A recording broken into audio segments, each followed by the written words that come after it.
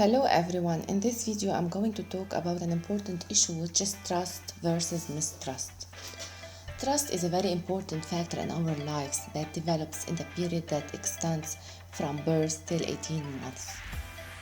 Erik Erikson was the first philosopher who mentioned the psychosocial development of a child.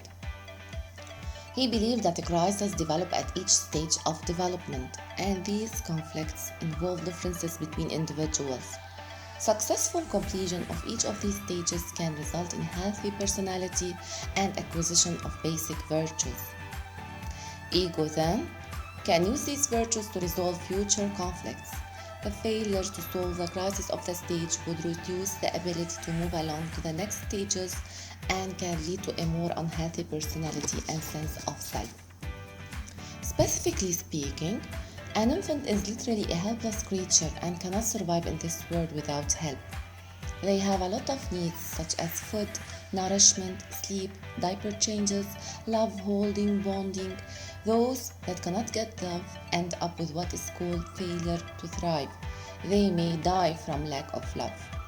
They are completely dependent on the people around them for all their needs. And that is really a life or death situation for this baby. So what the baby needs is caregivers who are willing to respond quickly and sensitively to their needs. If the baby gets that kind of sensitive caregiving, then he forms what Erikson called basic trust, which is the basic sense that I can trust the people in my environment. This extends in his deep part of his psychology, where he thinks that I must be okay because these people around me are taking care of me, so I can trust them. The baby whose needs are not met, maybe caregivers are on drugs, or drunk, or depressed, or not just very interested, selfish maybe, leave the infant to cry for hours, do not do much holding, ignores the baby cries for hunger, not responding sensitively.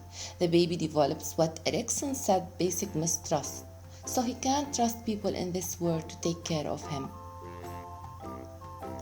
Whenever you can't resolve this crisis, you will carry that with you to the rest of your life. If you have basic trust, then you become an adolescent. You're gonna think that teachers, police officers, boyfriends and girlfriends potentials are trustworthy people, and you're gonna be open to relationships. And will you be open for another person? A person who ends up with basic mistrust in infancy will have a hard time forming a relationship and a hard time in trusting others. There are many ways used to build a trusty relationship. The first main principle of building trust is active listening. You have to be listening to your child and letting him know that your interest in him is there. Some key components of active listening are eye contact. You want to make sure that when your child is talking to you, you are looking at him in the eye. In fact, you have to get down to her level. Drop to a knee, communicate with him, ask him what's wrong, why you feel that way, how can I help you. Another great way that you can practice active listening is by repeating back to them. So if a child says, I hurt my knee, so you can say, oh, I'm sorry that your knee hurts, how can I help you? Repeating back to them is really important. Another key part of active listening is a touch, like a touch on a shoulder, high five, a hug. These all help to bring the trust in and build connections with your kid. Another way is repeating the child's name, calling your kid by his name. This is another way that you let them know that you are interested in their situation.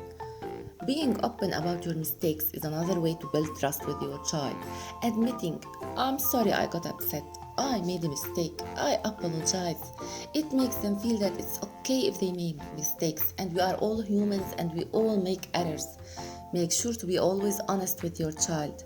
When your child gets older, he says that mom and dad lied to me, and that will break down their trust. So make sure to be honest as possible with your child. Now, the most important part of building trust is consistency.